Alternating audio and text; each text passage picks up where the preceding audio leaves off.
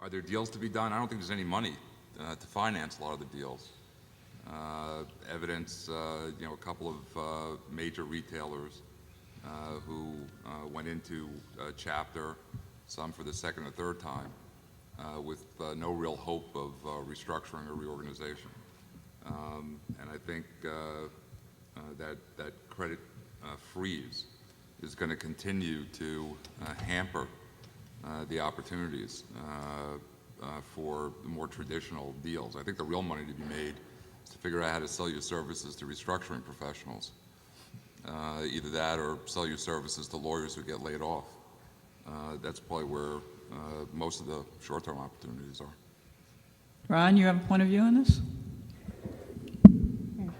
I think the big issue is when you're trying to look and price, and it's true there's no real financing for the large deals right now, but when you're trying to establish what that pricing is, you've got to figure out whether we're in a cyclical downturn or whether this is really something much larger, and that we've really had a sea change and we're in a secular restructuring.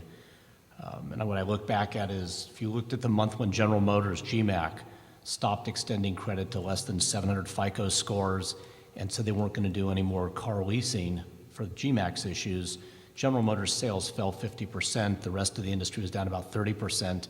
And clearly that additional slug was just due to the lack of availability of financing. We've now come through, and if you look at like the December numbers, the foreign car companies actually had larger losses in volume than the domestics. And so really they're down in the 30% range. And so the real question is when you're looking at trying to do deals, where do you benchmark it? Where do you price it? Where are we going to be when we come out of this? And looking at the numbers, beginning to suspect that we've long passed those glory days of the consumerism, that it's going to be many, many, many years before we return to anything that feels like where we were a couple, 3 years ago. And consequently, when looking at doing deals in this environment, when looking at pricing in the consumer sector, one needs to take a much more realistic view of what the long-term stabilized outlook is. Mike? With regard to the airline industry, we view there will always be an airline industry. The question is, how big will it be and who will be the players in it? And to echo some of the comments, the money out there for airlines right now is very, very tight, if not non-existent. Even Southwest announced that they were having trouble raising money and just, in fact, did a deal that was 10.5%, which for an investment-grade credit who is viewed as the darling of the industry, that's a benchmark or a record high rate for them. You look at double ETCs, which is secured paper by late vintage model aircraft, senior paper first in line, with credits like Delta, Continental, et cetera, trading in the 13 to 16% range.